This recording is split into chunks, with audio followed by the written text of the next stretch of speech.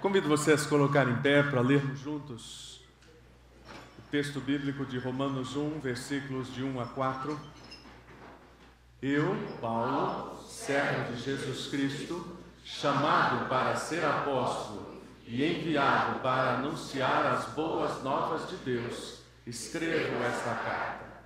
Deus prometeu as boas novas muito tempo atrás nas Escrituras Sagradas, por meio de seus profetas. Elas se referem a seu filho que, como homem, nasceu da linhagem do rei Davi e, quando o poder do Espírito Santo ressuscitou dos mortos, foi demonstrado que ele era o Filho de Deus. Ele é Jesus Cristo, nosso Senhor. Oremos. Senhor, que todas as expressões de alegria deste culto sejam absolutamente verdadeiras no nosso coração. E que tudo aquilo que temos para falar a respeito do nascimento de Cristo revele a nossa ligação com essa história. Revele a realidade do Cristo vivo nas nossas vidas e na vida desta comunidade. Pedimos humildemente que o Teu Espírito nos ensine neste momento. E que saiamos daqui com um espírito cada vez mais alegre, por termos conhecido Deus em nós e nós em Cristo. E que essa seja a expressão da nossa adoração neste domingo, em nome de Jesus. Amém. Você pode assentar-se.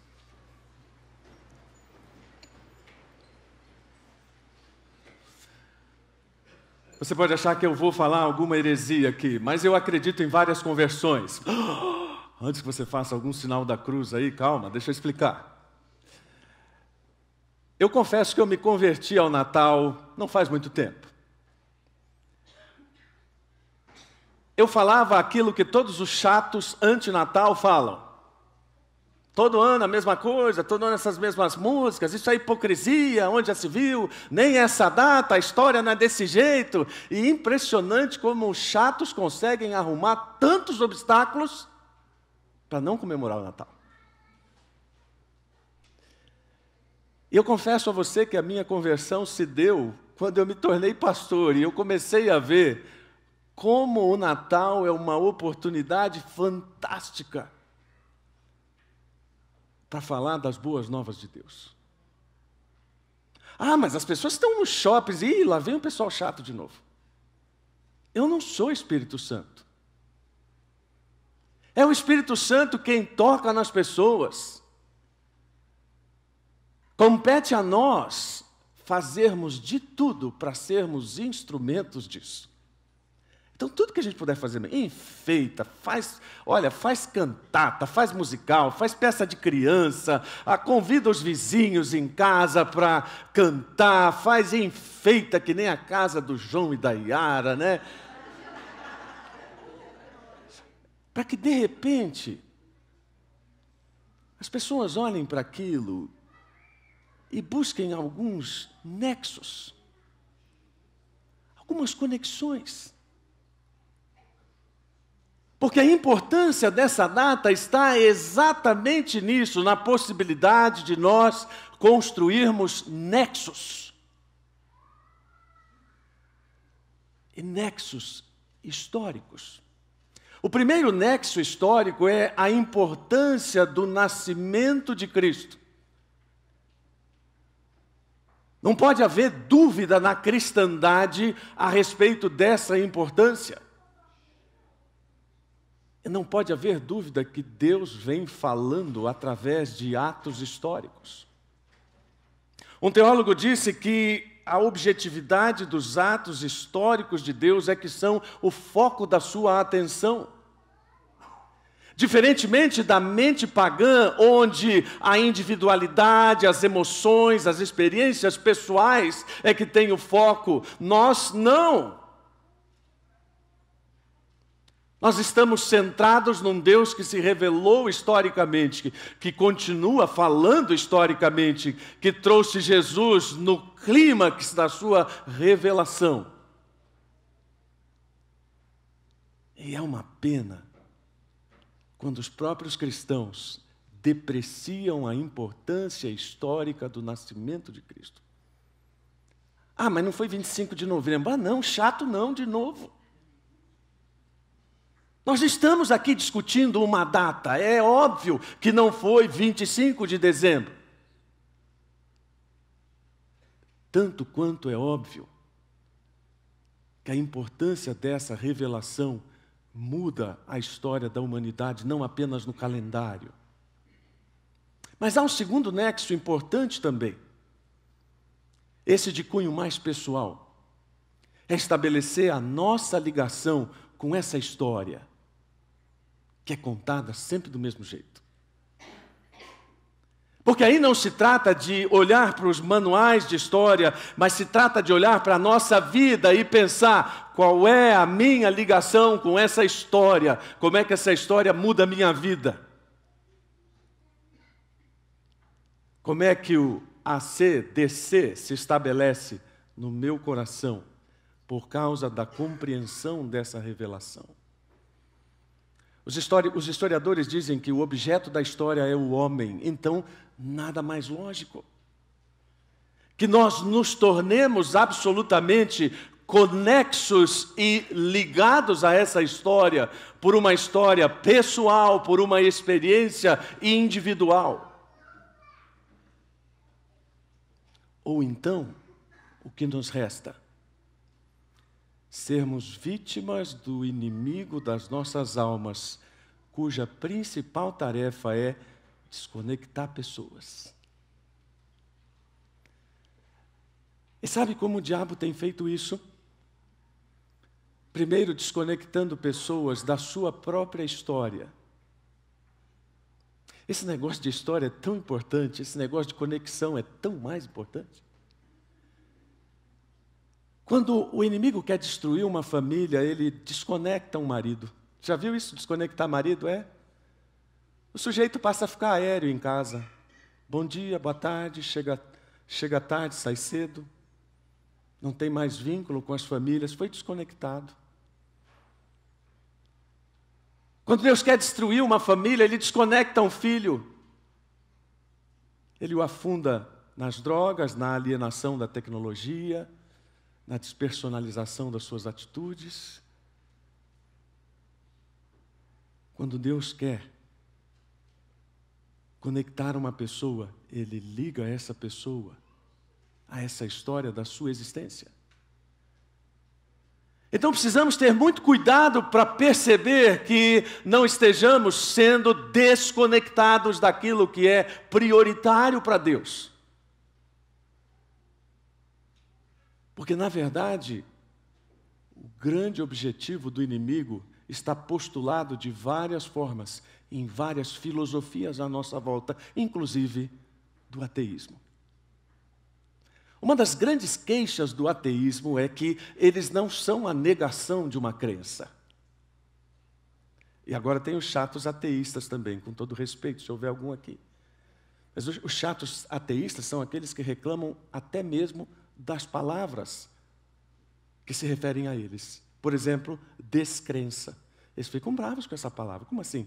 Descrença. Não é uma anticrença. Como assim? Ateísmo, a ausência de teísmo. Não, não é isso.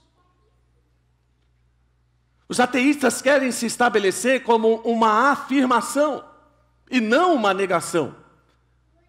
Uma afirmação de que o homem não precisa de todas essas conexões que, principalmente, o cristianismo estabelece. George Minoir, na sua interessante História do Ateísmo, diz: a atitude descrente é um componente fundamental, original, necessário e, portanto, vejam, inevitável em qualquer sociedade.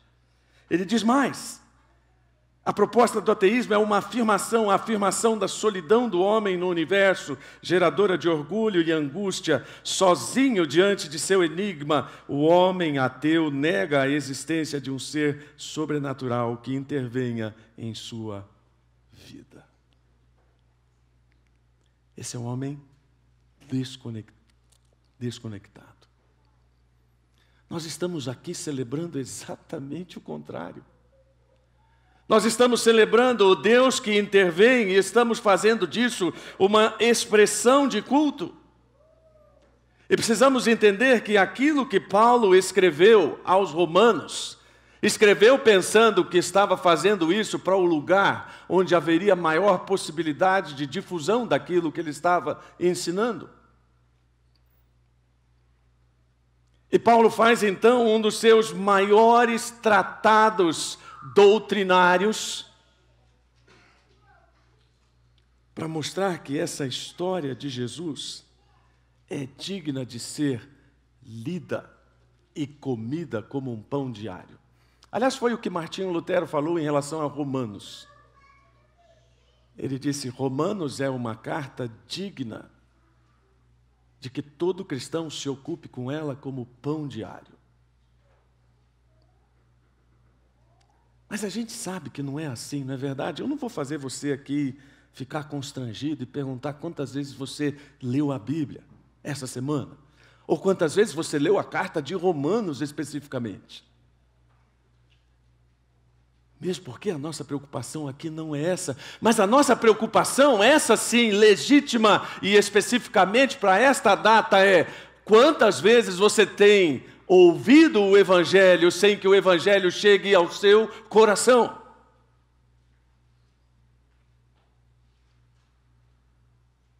A nossa preocupação não é com os ateus. Nossa preocupação não é primariamente com aqueles que estão hostilizando Deus e o cristianismo. Nossa preocupação em primeiro plano é com aquelas pessoas que estão aqui, ouvindo o Evangelho, mas um Evangelho que não chega ao coração. E sabe, há um autor que ele fala isso de uma forma, aborda isso de uma forma muito interessante. E ele diz que pessoas que estão ouvindo o Evangelho sem que ele atinja o coração são pessoas entregues a um deísmo moralista terapêutico. Nome bacana, né? Só para dizer aquele crente que gosta de falar de Jesus, ensabua Jesus, mas zero de vida. Ele se acha merecedor de alguma coisa porque é bonzinho ou porque faz alguma coisa em nome de Deus, mas não passa disso. E então perde a compreensão daquela que é a maior expressão do Natal, o nascimento de Cristo. Nascimento é o clímax dos eventos históricos e proféticos do Antigo Testamento. Paulo começa a sua carta falando sobre isso. E é também a expressão soberana da justiça de Deus oferecida à humanidade como a única forma de satisfazer a necessidade de salvação do homem. Por isso que nós podemos olhar para estes primeiros versículos de Romanos e entender que, tornando-se homem, o Filho de Deus mostra o Pai em nós e demonstra que nem somos nele, ou quem nós somos nele. Isso é o Natal. Deus em nós, nós em Cristo. Isso é o Natal que transforma a nossa vida a ponto de entendermos que tudo aquilo que Deus vem realizando está centrado unicamente nessa boa notícia. E quando Paulo começa a falar no versículo 1, eu, Paulo, servo de Cristo, chamado para ser apóstolo e enviado para anunciar as boas novas de Deus.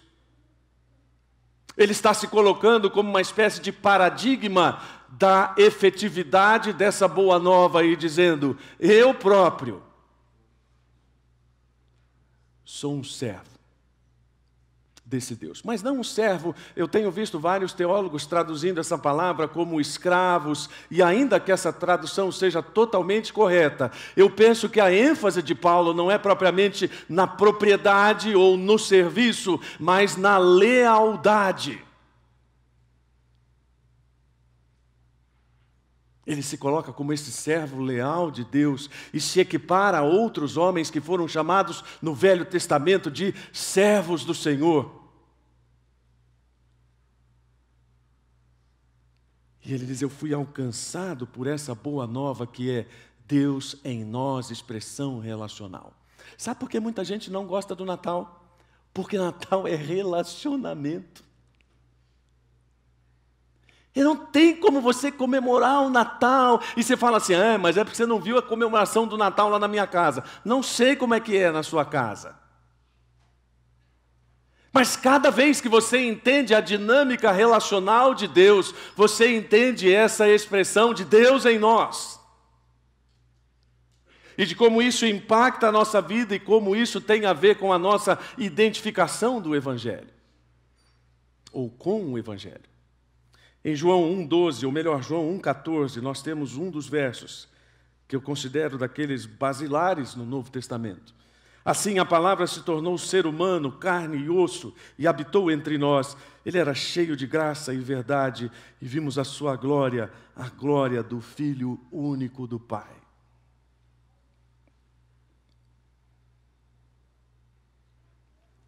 Eu confesso, quando eu vejo essas expressões do Antigo Testamento sobre a glória de Deus, eu me permito divagar sobre isso. Por exemplo, se eu pudesse escolher um evento do Velho Testamento para estar presente, sabe qual eu escolheria?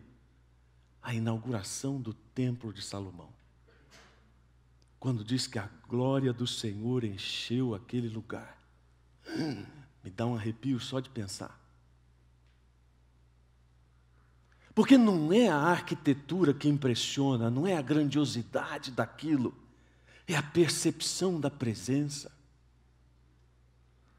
Uma percepção que se vê nas coisas mais simples, sabe? Quando você se junta para orar com 3, 4 irmãos, ou 3, 4 irmãos, e você sente a presença de Deus ali, e diz, eu vejo a glória de Deus aqui. Quando você se reúne como igreja, como no domingo passado fizemos, para anunciar a luz, e você ouve uma pessoa dizer, eu agora enxergo a luz. Agora estou entendendo o que está acontecendo com a minha vida. E você vê, opa, é Deus em nós estabelecendo esse relacionamento. Mas é Deus em nós cuidando em detalhes de um plano perfeito. E Paulo diz, Deus prometeu as boas novas muito tempo atrás nas Escrituras, por meio de seus profetas. Quando começamos no ano passado a pregar sobre os profetas menores, eu confesso que havia um receio da minha parte, de que talvez isso se tornasse um pouco enfadonho para a igreja. Mas eu creio que não somente eu, mas os outros pastores que pregaram também foram descobrindo enormes pontos de conexão com a nossa realidade. E foi gratificante ouvir as pessoas dizendo, nossa, mas como é atual isso aí? E qual é a atualidade da mensagem daqueles homens? Eles repetiram aquilo que Deus havia prometido, eles fizeram parte de um longo caminho teocrático. Olha que bacana a expressão, né? Um longo caminho teocrático de preparação da boa nova. Então, gente que fez parte de um momento, mas não enxergou tudo, mas entendeu o todo. Para dizer, Deus está fazendo uma coisa perfeita. E para compreender que, na verdade, Deus estava mostrando o seu propósito de introduzir no mundo um estado de coisas mais perfeito e mais glorioso. Ou seja, Deus continua em movimentos para que isso aconteça, para que essa nova condição seja estabelecida a partir do Messias.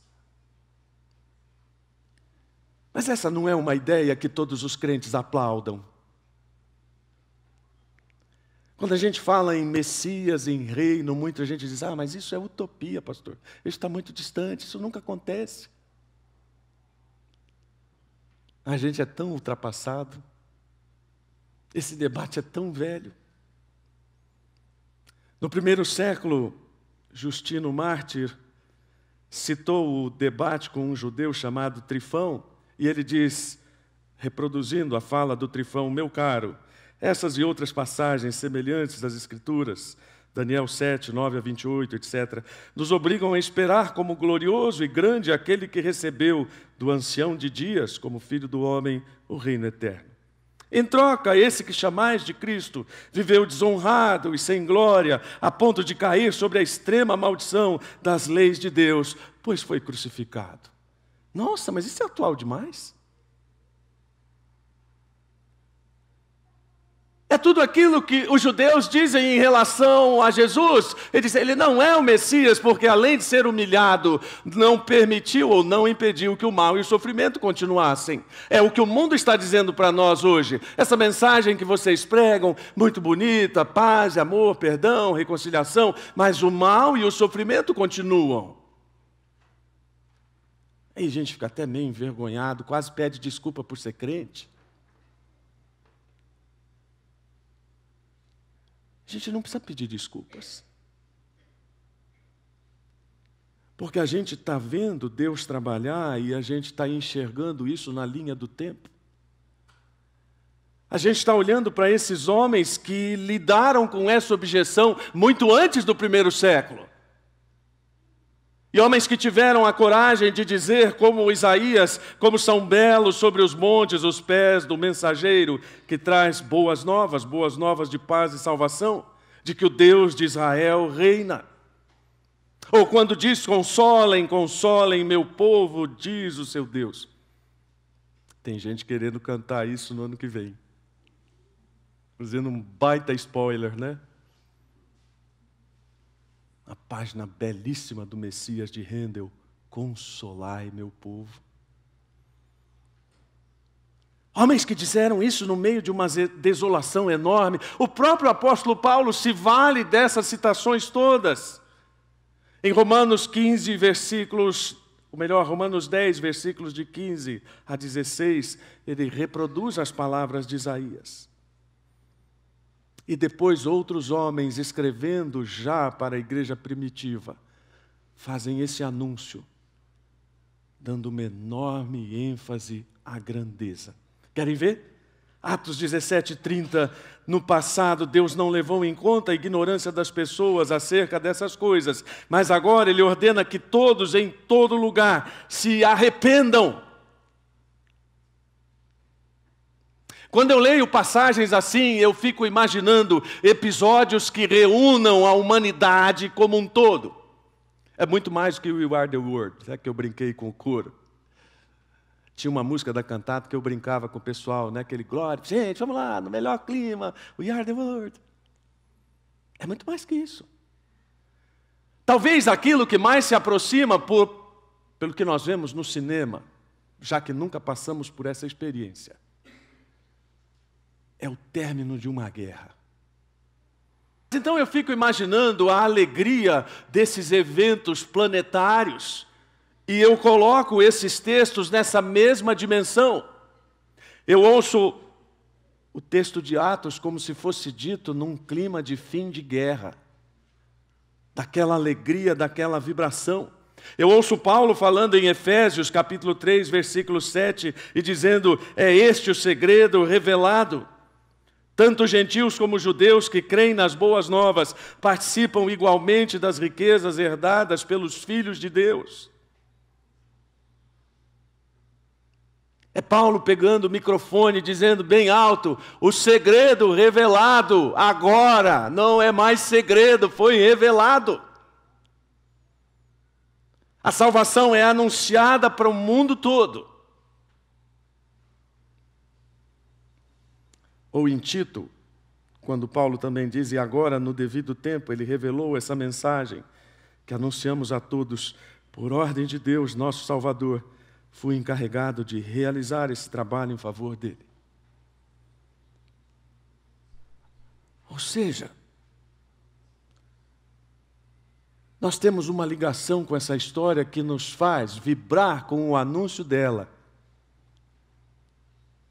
e dizer isso para todas as pessoas de uma forma eloquente.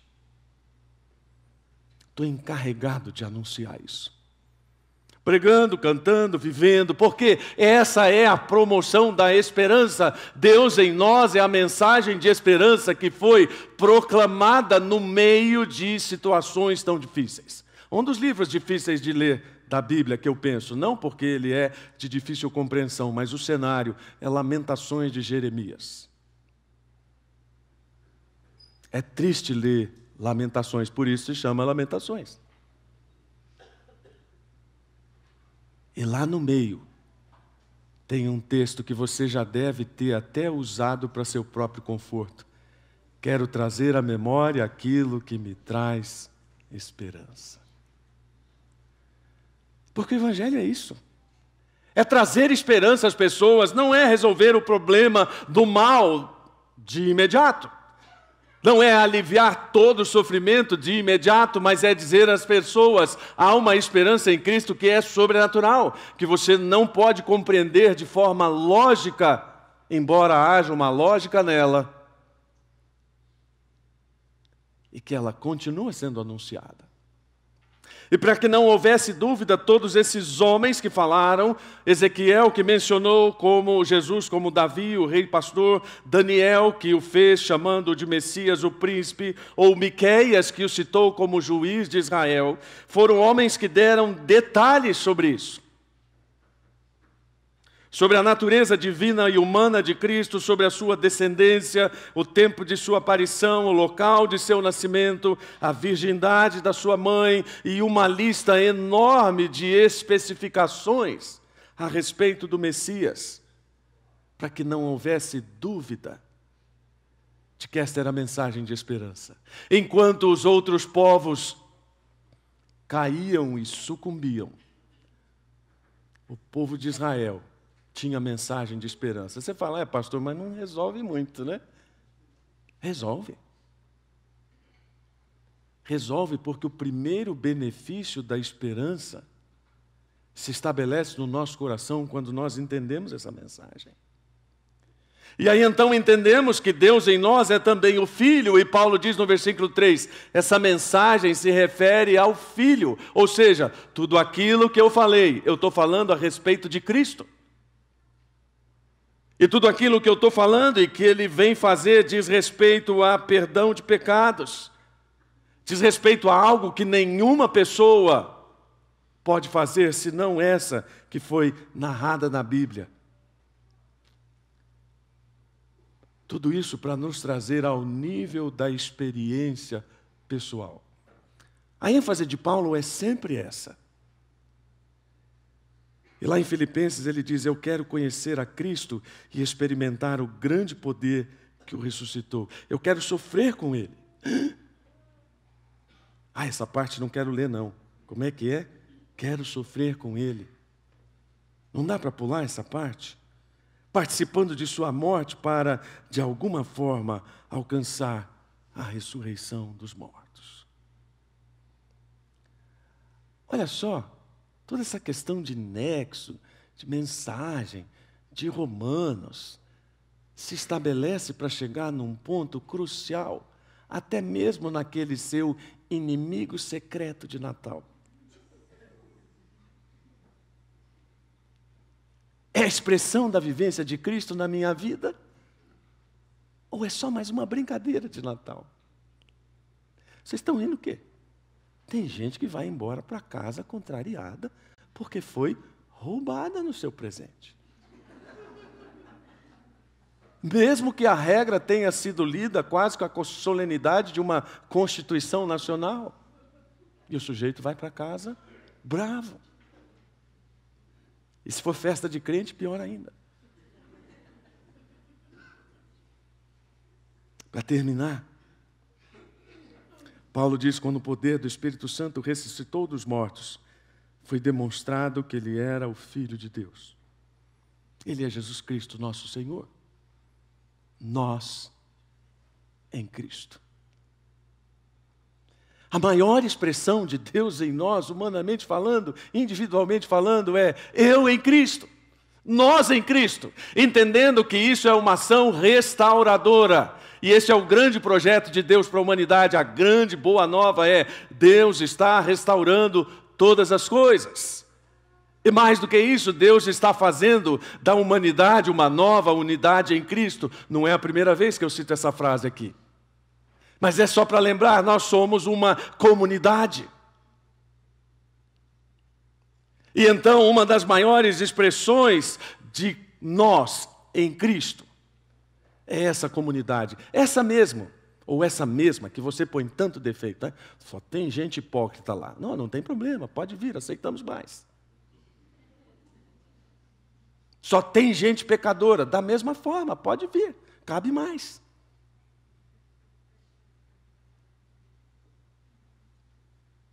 Você pode entender a igreja como você quiser, você pode olhar para as pessoas que você quiser. Mas a expressão de Cristo na minha vida só pode ser verdadeira pela conexão com essa história. Eu posso até cantar lá no Natal, eu posso até fazer parte de uma cantata, eu posso ser líder de igreja, posso ser pastor, ou seja lá o que você quiser, e eu não sou expressão de nós em Cristo. O Dr. Rousseau Shedd diz: a nova esfera do espírito da vida em Cristo coloca-se em oposição à esfera da morte e à carne dominada pelo pecado. Em oposição ao ato arquetípico de Adão e suas implicações catastróficas para a raça, coloca-se o ato obediente de Cristo, que tem consequências de alcance maior para aqueles que estão unidos a Ele.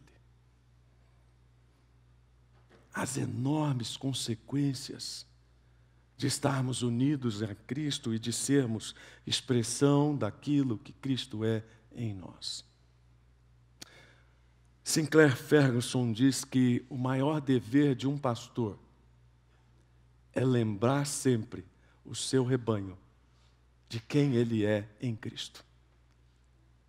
Não é tarefa fácil. Mas nós estamos aqui em mais um domingo e estaremos nos próximos, se Deus quiser, para lembrar a nós mesmos que Deus em nós é Cristo feito homem, com uma boa notícia de Deus, e que nós em Cristo somos a comunidade restaurada que anuncia a boa notícia de Deus. Não perca este Natal como mais uma oportunidade de se conectar a essa grande história. E se você estiver desconectado? Eu já disse para você que uma das memórias da minha infância eram aqueles postos telefônicos onde você ia no balcão e pedia uma ligação e aquela moça com fone de ouvido enfiava o negócio aqui. E dizia: pode ir na cabine 5. Os jovens só vão ver isso na internet, olhe lá. Mas isso é só para fazer uma metáfora. Se você estiver desconectado, nós vamos orar para que o Espírito Santo vá lá no painelzinho de Deus e conecte você de novo com a sua família, conecte você de novo com a igreja, com essa história maravilhosa do Natal, com aquilo que Deus tem para a sua vida em 2020. E que você vá para casa dizendo: Deus em nós, eu em Cristo. Vamos orar? Deus, obrigado por esta manhã, por de mais uma vez podermos demonstrar nossa gratidão ao Senhor pelo nascimento de Cristo. E ajuda-nos a sermos como Paulo para declararmos a nossa lealdade ao Senhor, nos colocarmos à disposição dessa história maravilhosa para vivê-la, para contá-la, para anunciá-la como igreja. E, ó Deus, conecta de novo quem está desconectado pelas misericórdias de Cristo. E que essas conexões sejam feitas pelas expressões do amor na cruz. E que sejam visíveis para nós. Mas que sejam principalmente visíveis para o Senhor. Obrigado pela bênção da Tua presença na igreja. Obrigado pela bênção do Teu nascimento no nosso coração. Em nome de Jesus. Amém.